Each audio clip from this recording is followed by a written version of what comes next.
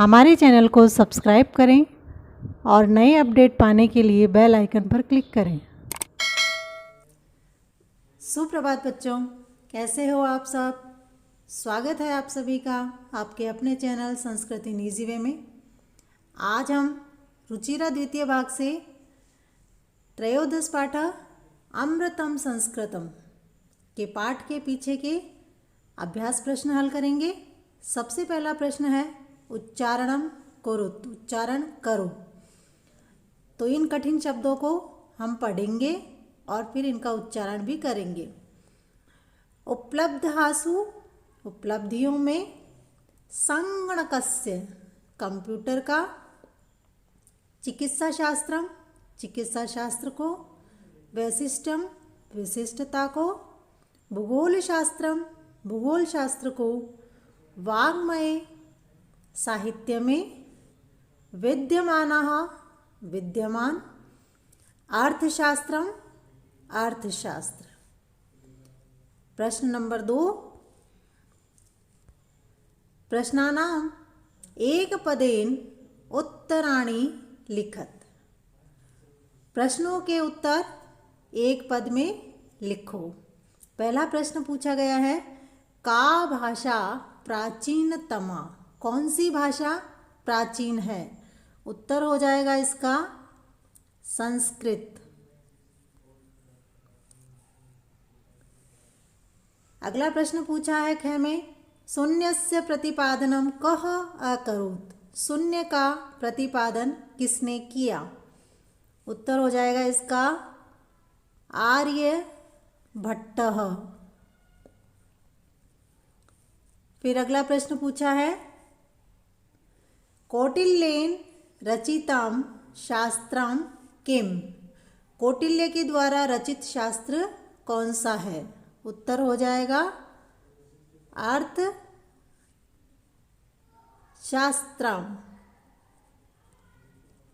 अर्थशास्त्र।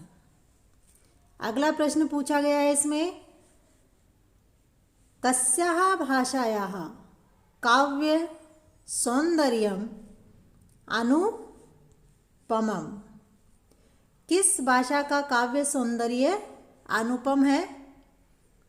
तो लिखेंगे, उत्तर होगा इसका संस्कृत भाषाया, संस्कृत भाषा का काव्य सौंदर्य सुंदर है, अनुपम है। अगला प्रश्न पूछा है, काहा अभ्युत्थाय प्रेरयन्ति, वृद्धि के लिए, बढ़ने के लिए कौन प्रेरित करता है। वो है संस्कृत में जो सूक्तियाँ विद्यमान हैं वो प्रेरित करती है।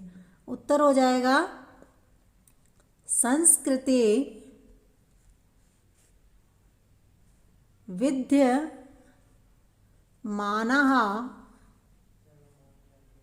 सूक्तयः, संस्कृत में विद्यमान सूक्तियाँ। प्रश्न नंबर 3, प्रश्न नंबर 3 है, प्रश्नानाम उत्तराणि एक वाक्येन लिखत, प्रश्नों के उत्तर एक वाक्य में लिखो। क में पूछा है, संगणकस्य कृते सर्वोत्तमा भाषा का, कंप्यूटर की सबसे उत्तम भाषा कौन सी है।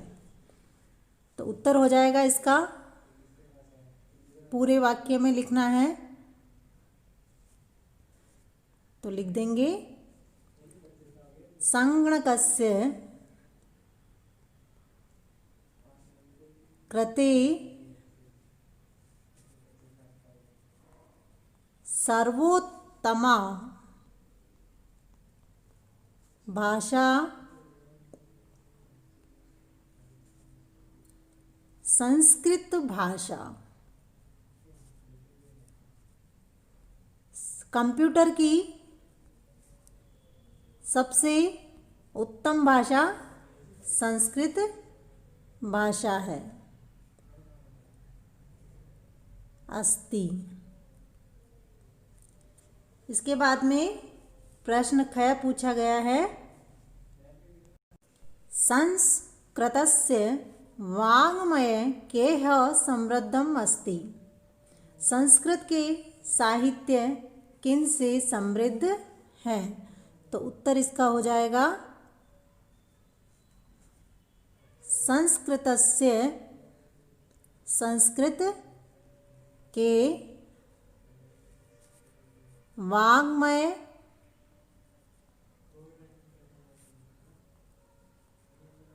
साहित्य किसमें है? वेदेह, पुराणेह, वेद पुराण, नीतिशास्त्रेह, नीतिशास्त्र में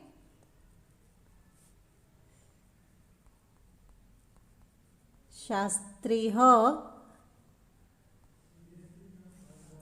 चिकित्सा शास्त्र,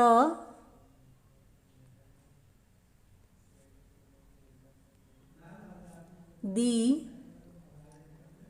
बिस्ट, चिकित्सा शास्त्र आदि।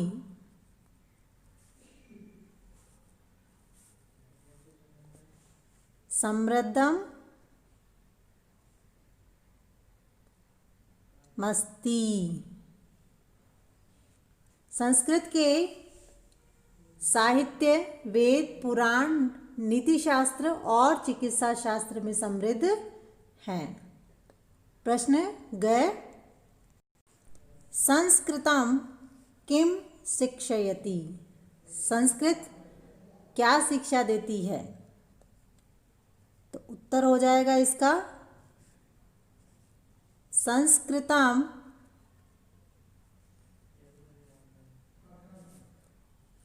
सर्वभूतेषु,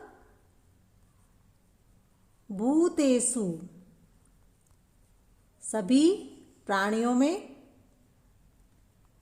आत्मवत, अपनी आत्मा के समान, व्यवहारम, व्यवहार, कर्तुम, करने के लिए,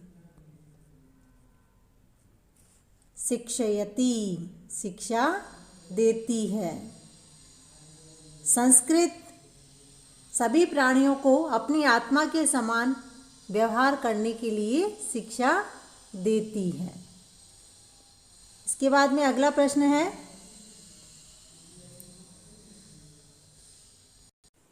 आगे पूछा गया है हमसे, अस्माभिः संस्कृतं किमर्थं पठनीयम्? हमारे द्वारा संस्कृत किस लिए पढ़ी जानी चाहिए? तो हम उसका उत्तर लिखेंगे। उत्तर हो जाएगा क्योंकि यतोहि संस्कृत ग्रंथेषु, ग्रंथेषु ग्रंथों में मानव जीवनाम, मानव जीवन के विविधाः, विभिन्न विषयाः, विषया समाहिता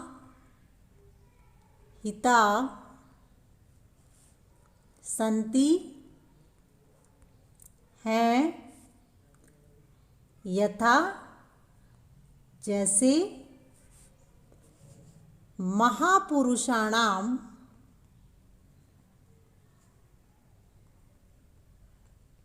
महापुरुषों के मतिः, बुद्धि, उत्तम जनानाम, उत्तम लोगों के, धृतिः, धैर्य, सामान्य जनानाम, सामान्य लोगों के,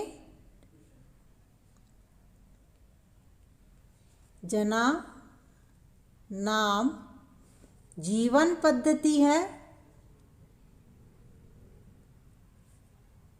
जीवन की शैली। च वर्णिता, वर्णित है।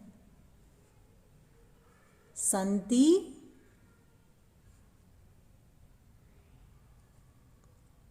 वर्णिता संति वर्णित है। क्योंकि संस्कृत ग्रंथों में मानव जीवन के विभिन्न विषय समाहित है, जैसे महापुरुषों की बुद्धि, उत्तम लोगों का धैर्य और सामान्य लोगों के जीवन की शैली इसमें वर्णित है। इसीलिए हमें संस्कृत पढ़नी चाहिए।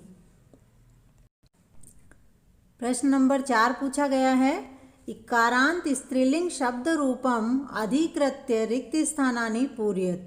इकारांत के जो स्त्रीलिंग शब्द रूप हमें दे रखे हैं उनमें स्थिर रिक्त स्थान भी हैं, उन्हें हमें पूरा करना है। यहाँ एक एक उदाहरण भी दिए हुए हैं। जैसे यहाँ लिखा है गतिः, इकारांत शब्द है ये, तो यहाँ गतिः प्रथमा विभक्ति बनी है, गतिः गति गतियः।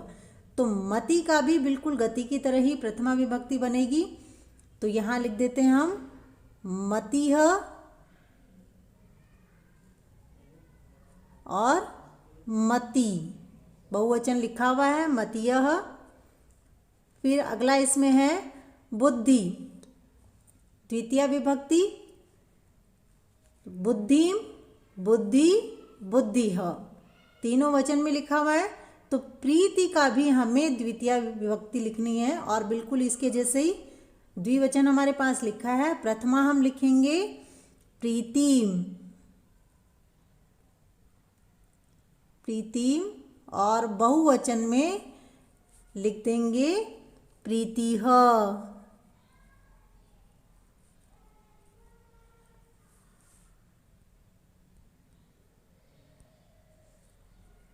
और अगला फिर हो जाएगा इसमें नीति।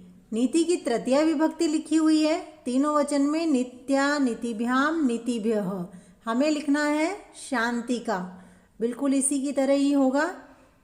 यहाँ बहुवचन दिया हुआ है, एक वचन और द्विवचन हम लिखेंगे। तो एक वचन हो जाएगा यहाँ शांत्या और द्विवचन लिख देंगे यहाँ पर शांतिभ्याम। द्विवचन, एक वचन हमने लिख दिया है, द्विवचन हम यहाँ लिख रहे हैं शांतिभ्याम।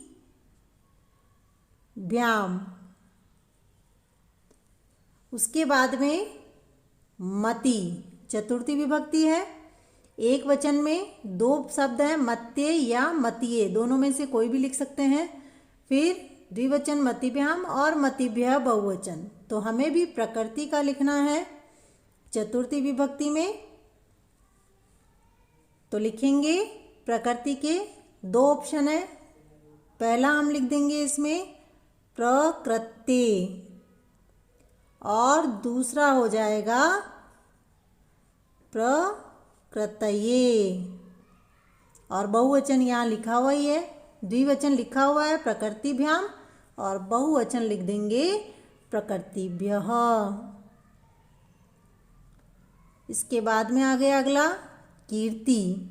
कीर्ति की पंचमी विभक्ति है, यहाँ देखिए कीर्त्याः कीर्ति कीर्तिभ्याम कीर्तिभ्यः, दो ऑप्शन दे रखे हैं कीर्त्याः और कीर्ते, इन दोनों में से कोई भी लिख सकते हैं। तो गीति का भी हमें पूछा है, इसमें भी पंचमी विभक्ति कीर्ति की तरह ही होगी।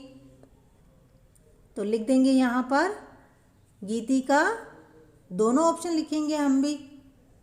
तो लिखे गीत्याः और गीते, विसर्ग लगा देंगे। द्विवचन दे ही रखा है गीतिभ्याम और बहुवचन यहाँ पर लिख देंगे हम गीतिभ्यः, गीतिभ्यः। फिर आगे पूछा गया है इसमें शुक्ति षष्ठी विभक्ति, शुक्तेह, शुक्त्याः, शुक्तयो, शुक्ति नाम। यहाँ भी देखिए शुक्तेह और शुक्तयाः षष्ठी विभक्ति में भी दो ऑप्शन दे रखे हैं, शुक्ते और शुक्त्याः। तो हमें भी नीचे इनमें पूरे करने हैं।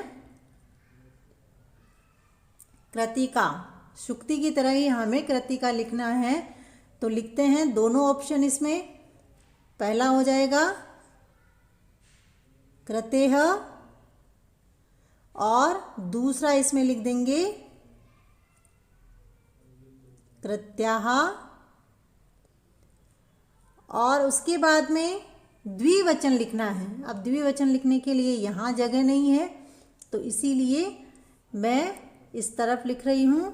इसका हो जाएगा कृत्योः। और उसके बाद में बहुवचन इसमें लिखा हुआ ही है, कृति नाम। फिर धृति की सप्तमी विभक्ति दे रखी है, धृतो धृत्याम, दो ऑप्शन इसमें भी है। द्विवचन में धृत्योः और बहुवचन में धृतिषु। तो हमें भी भीति का लिखना है, बिल्कुल धृति की तरह ही। भीतो का एक ऑप्शन दे रखा है भीतो, तो दूसरा हम लिखेंगे यहाँ पर भित्याम। और द्विवचन में लिख देंगे इसमें भित्यो। और उसके बाद में बहुवचन में लिख देंगे भीतिषु, जो मैं यहाँ नीचे लिख रही हूँ, भीतिषु। और फिर आ गया इसमें संबोधन। मति का संबोधन इसमें दे रखा है, हे मते, हे मति, हे मतियः।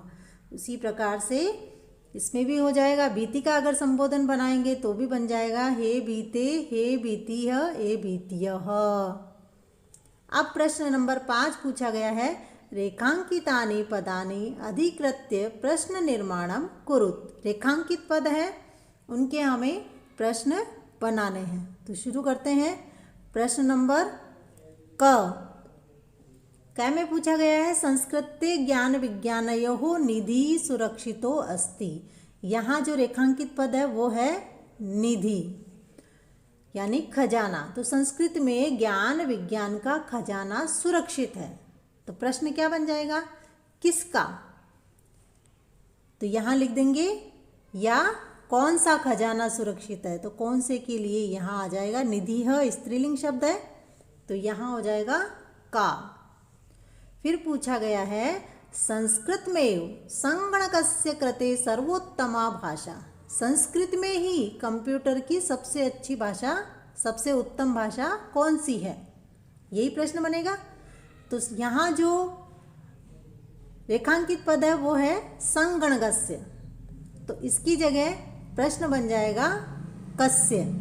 तो संस्कृत में कस्य कृते सर्वोत्तमा भाषा, और फिर प्रश्नवाचक चिन्ह लगा देंगे। ग में पूछा है, शल्य क्रियायाः वर्णनम संस्कृत साहित्ये अस्ति। शल्य क्रिया का वर्णन संस्कृत साहित्य में है। रेखांकित पद है इसमें संस्कृत साहित्य, तो किस में है, इसीलिए यहाँ संस्कृत साहित्य की जगह प्रश्न बन जाएगा कस्मिन्। तो प्रश्न पूरा लिख देंगे, शल्य क्रियायाः वर्णनम कस्मिन् अस्ति, फिर प्रश्नवाचक चिन्ह। और अंत में पूछा हमसे, वरिष्ठान प्रति अस्माभिः प्रियम व्यवहारतव्यम। यहाँ वरिष्ठान रेखांकित पद है। वरिष्ठों को, बड़ों के प्रति हमारा अच्छा व्यवहार होना चाहिए। तो किन के प्रति होना चाहिए, तो लिखेंगे यहाँ प्रश्न बन जाएगा इसकी जगह कान प्रति अस्माभिः प्रियम व्यवहारतव्यम, और उसके बाद में प्रश्नवाचक चिन्ह लगा देंगे। अब अगला प्रश्न पूछा गया, प्रश्न नंबर 6, उदाहरणानुसारम पदानां विभक्तिम वचनाम च लिखत। उदाहरण के अनुसार पदों की विभक्तियां वचन लिखो। तो यहाँ पद, विभक्ति और वचन, जैसे उदाहरण यहाँ दे रखा है, पद में दिया है संस्कृतेः, अब संस्कृत्य है पद की विभक्ति हो गई षष्ठी और वचन हो गया एक वचनम। वैसे ही हमें भी ये रिक्त स्थान पूरे करने हैं, तो करें इनमें। गति ह, यह प्रथमा विभक्ति है, तो लिख देंगे यहाँ प्रथमा, और वचन ये है एक वचन। फिर अब दूसरा पूछा है नीतिम, नीति विभक्ति है द्वितीया और वचन है एक वचनम। उसके बाद में आगे पूछा है सुक्तयः, सुक्तयः प्रथमा विभक्ति और वचन हो जाएगा इसका बहुवचन।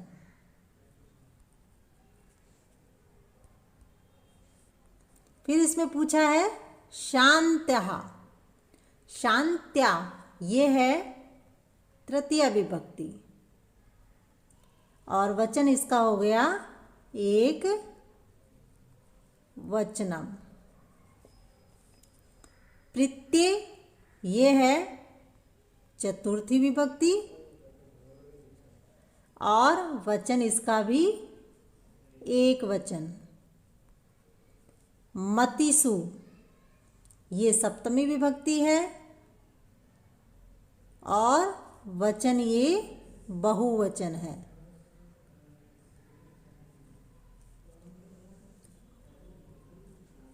बहुवचनम। अगला इसमें प्रश्न पूछा गया है, प्रश्न नंबर 7।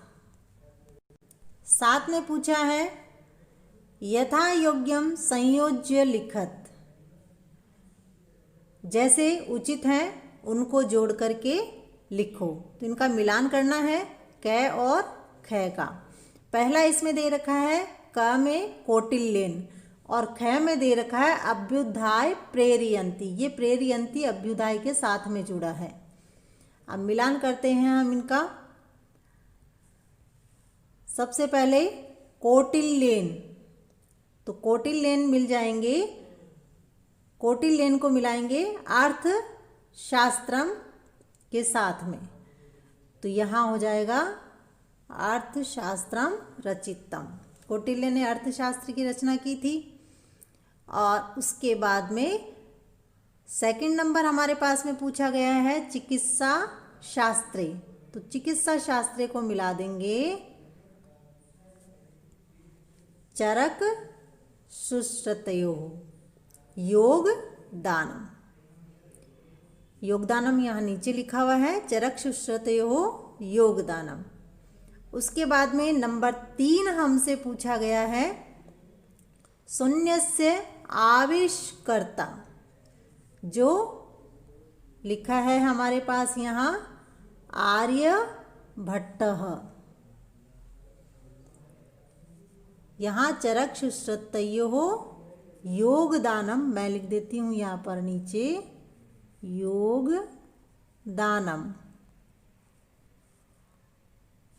जो मिला था चरक सुश्रुतयोः योगदानम चिकित्सा शास्त्रे में। और फिर उसके बाद में है संस्कृतम, जो मिलेगा ऊपर की तरफ ज्ञान विज्ञान पोषकम में। तो मिलाते हैं इसको, संस्कृतम ज्ञान विज्ञान पोषकम। और उसके बाद में सुक्तयः, जो यहाँ अभ्युदाय के साथ में सुक्तय है जुड़ जाएगा। सबसे अंत में जो पूछा गया है सुक्तयः, वो किसके साथ जुड़ेगा? अभ्युदाय प्रेरयन्ति के साथ में।